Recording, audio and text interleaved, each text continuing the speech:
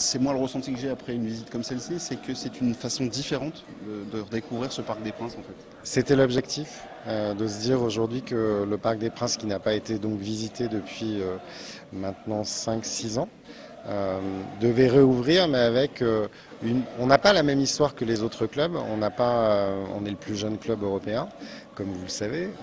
On n'a pas le même nombre de trophées.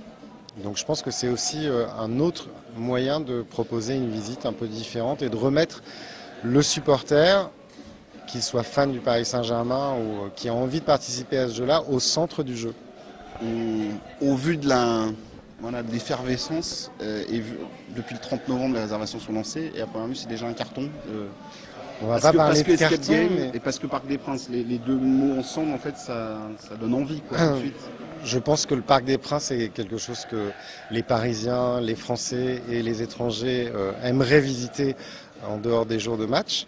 On leur offre cette possibilité, on leur rajoute une couche de jeu, d'intrigue, on les met au centre du jeu. Donc je ne vais pas dire que c'est un carton parce qu'on verra à la fin quel sera notre taux de remplissage, mais les premiers signes en tous les cas sont très très positifs. Et l'accueil surtout est très très positif. Justement, quand vous parlez de taux d'emplissage, c'est quoi? C'est jusqu'à la fin de l'année, c'est déjà plein? Non, parce qu'en fait, on a une contrainte qui est liée à notre calendrier sportif et on espère tous qu'il sera de plus en plus contraignant.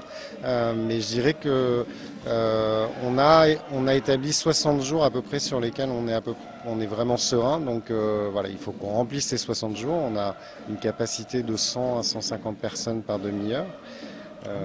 Voilà, donc on va essayer de s'approcher des 100% de remplissage.